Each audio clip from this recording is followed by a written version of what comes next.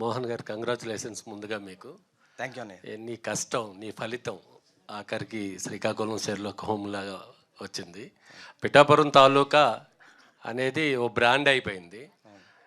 ఇంతకుముందు చంటబ్బాయి తాలూకా అనేది లేదు. ఈ చంటబ్బాయి మర్చిపోతున్న తరుణంలో చిరంజీవి గారిని తీసుకొచ్చి మేము చిరంజీవి గారి తాలూకా అని చెప్పడం బాగుంది.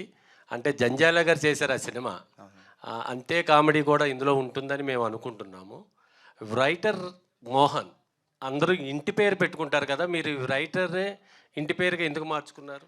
ఇంటి పేరుగా అంటే యాక్చువల్గా నేను ఫస్ట్ పోసాని గారి దగ్గర శిష్య బృందంలో అప్పుడు చేసాను. తర్వాత ఈవి గారి సినిమాలకి చేశాను ఆయన ఫినిషింగ్ వరకు.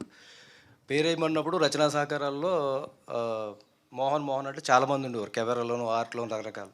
డైరెక్షన్ డిపార్ట్మెంట్లో ఒకసారి మోహన్ పేరు మీద రైటర్ మోహన్ అనేసి రైటర్ టీంలో పవన్ అది కంటిన్యూ అయిపోయింది.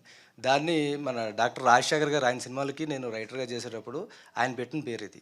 రైటర్ మోహన్ అని పెట్టుకో మోహన్, ఇది ఫస్ట్ నీకు ముందు పలుకుద్ది. ఇంటి పేర్లు కులాల పేర్లు వీటి వల్ల చాలామంది ఉంటారు. కౌరవుల్లో 98 99 పేర్లు ఎలాగైతే గుర్తుండవో అట్లా పోతావు. రైటర్ మోహన్ అని నువ్వు పెట్టుకుంటే ఫస్ట్ నువ్వు తెలియకపోయినా నీ పేరు తెలుస్తుంది అని చెప్పేసి రాజశేఖర్ గారు సజెస్ట్ చేశారు అప్పుడు. అది అప్పటి నుంచి అది కంటిన్యూ అవుతుంది చాలా సినిమాలకి.